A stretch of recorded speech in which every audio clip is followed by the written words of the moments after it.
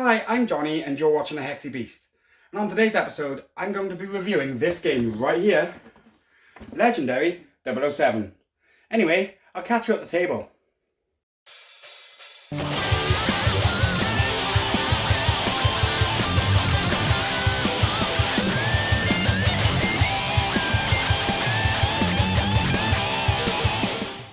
So, let's have a look at the back of the box, shall we?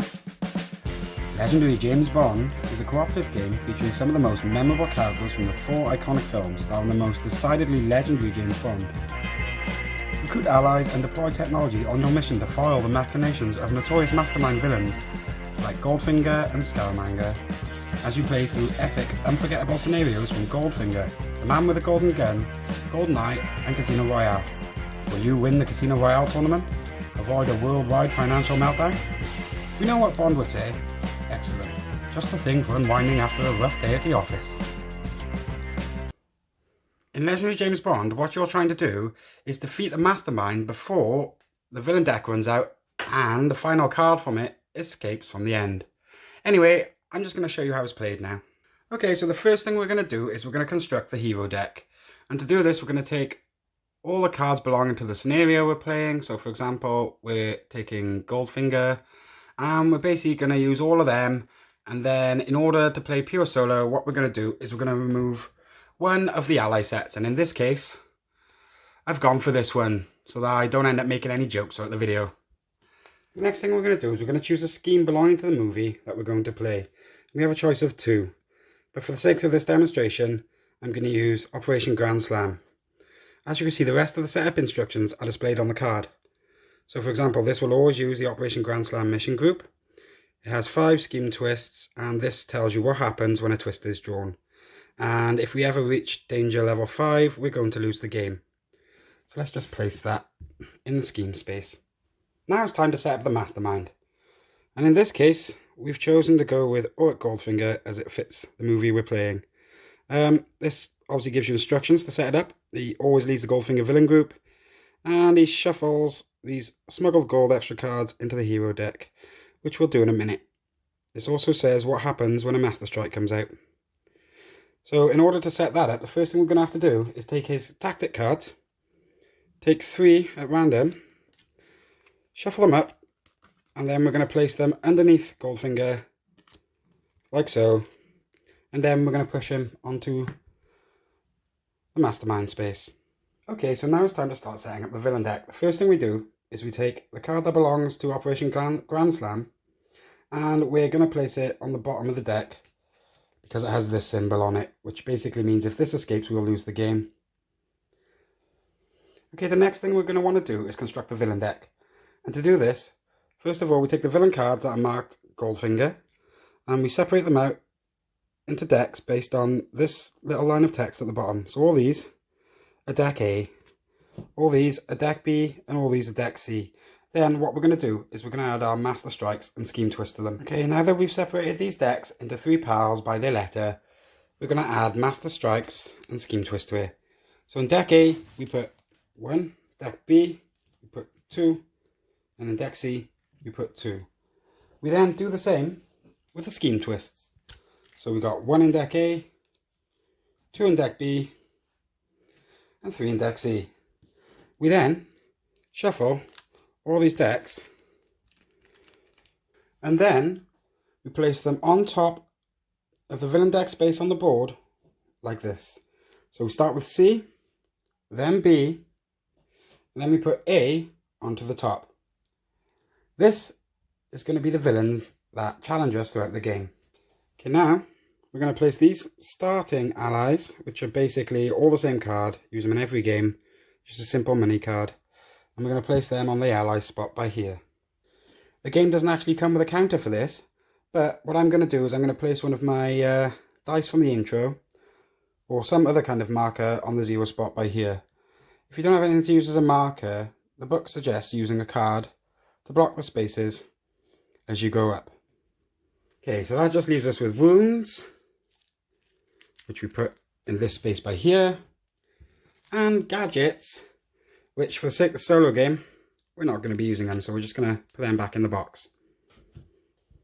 Also, don't forget that this card also states that we need to shuffle the 6 smuggled gold extra cards into the hero deck. So let's do that now. Here's the hero deck. So 1, 2, 3, 4, 5, 6 smuggled gold. And we're then going to shuffle them into this hero deck right here. Like so. So we just shuffle these together. Whoops.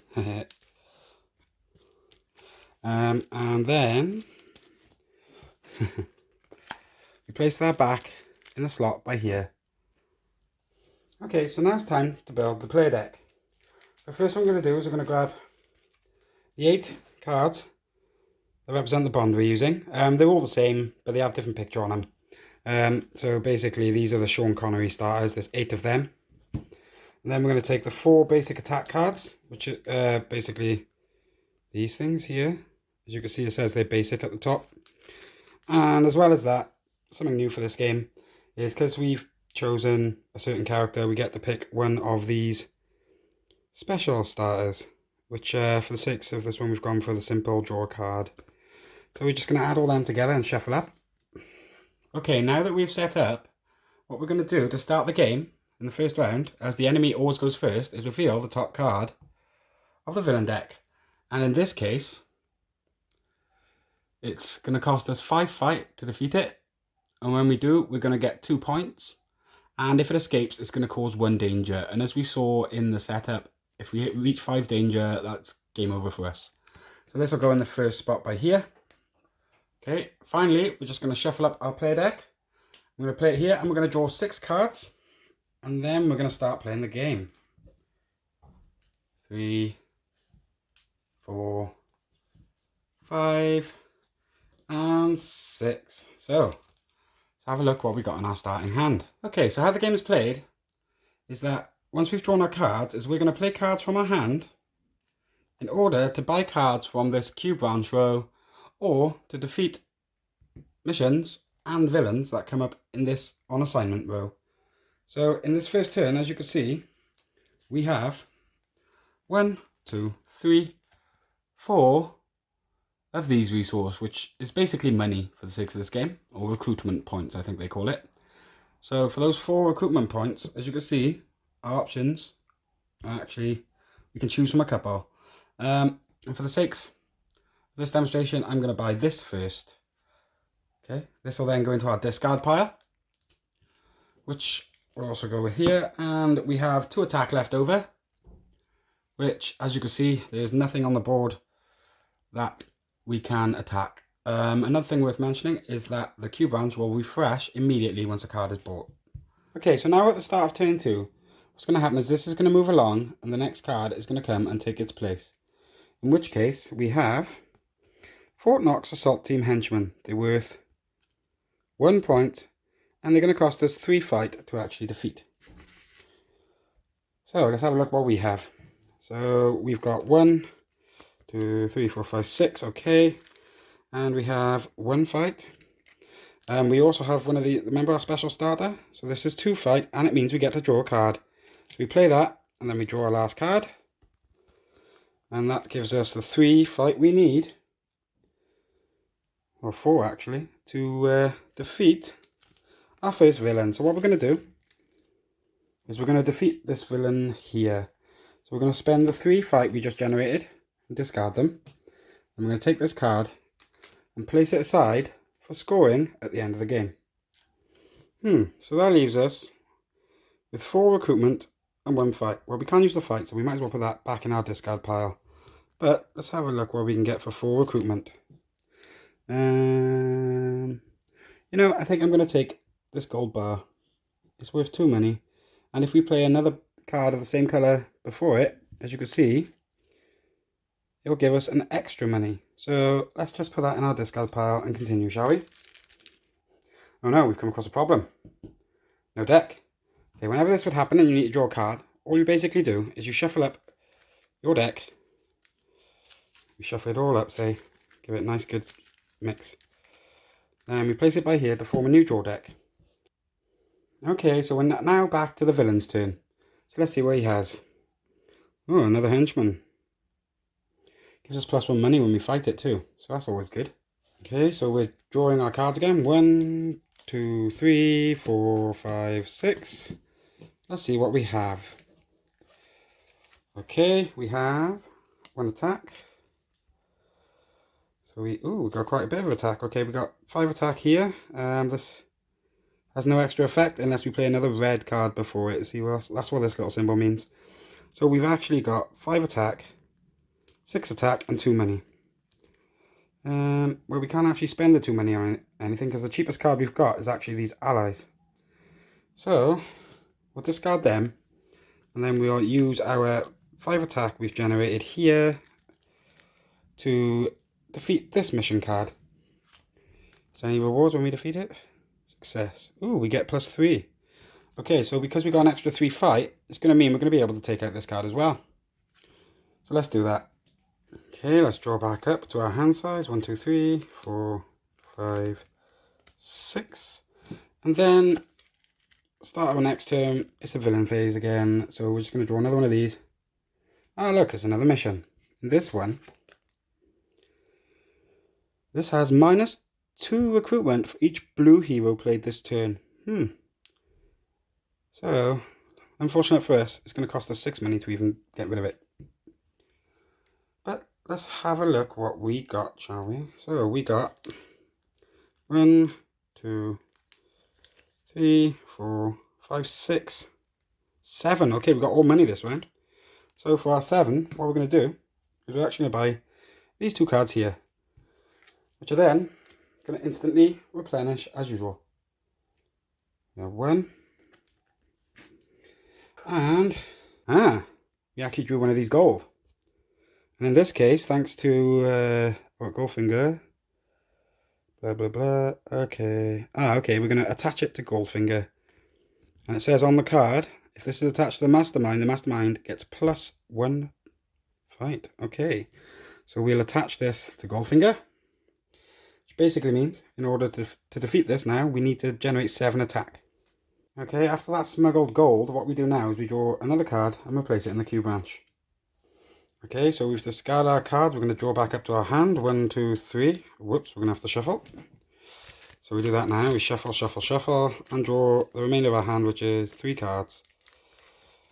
Put that back. Okay. So now we've drawn our hand. It's now time for the enemy to do his thing. Oh, a Master Strike. Let's see what it does, shall we? Okay, so if we check Goldfinger again, as you can see, it says here with the Master Strike.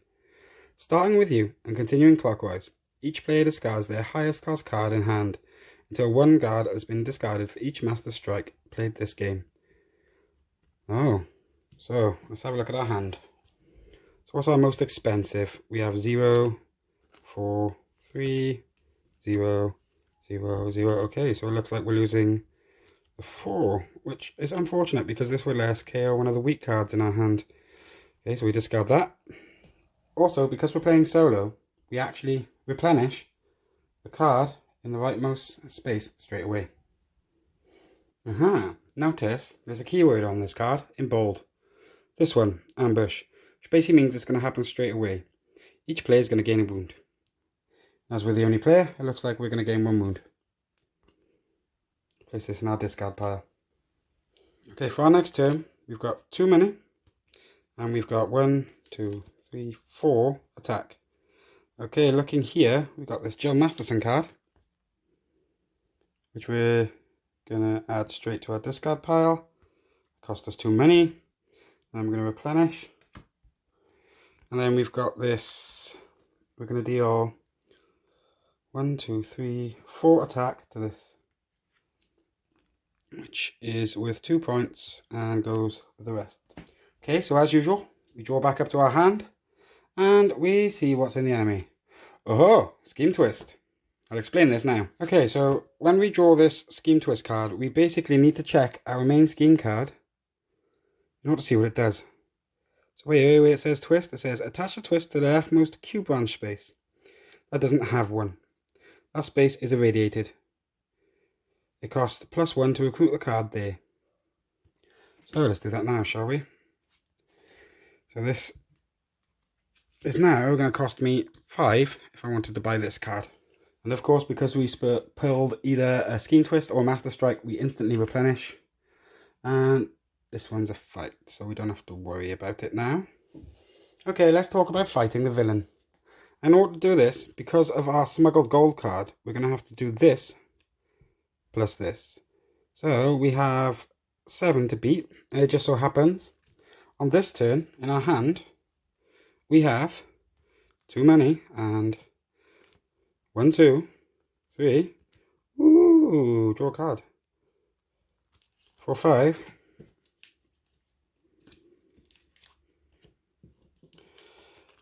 6, 7. Okay, so it seems we actually have everything we need to take on the first stage of the mastermind. So let's do this now. Okay, so we're going to spend these in order to do the 7 damage.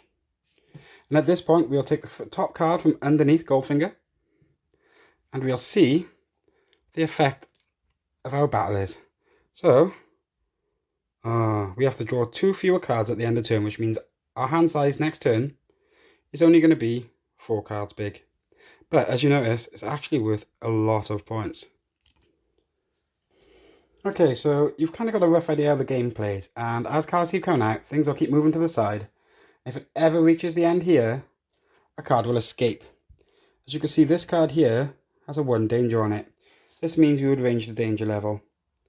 As seen on the Goldfinger card at the start, and on the scheme even, it says danger level 5, which means if we were ever to raise our danger level to 5, we would instantly lose the game.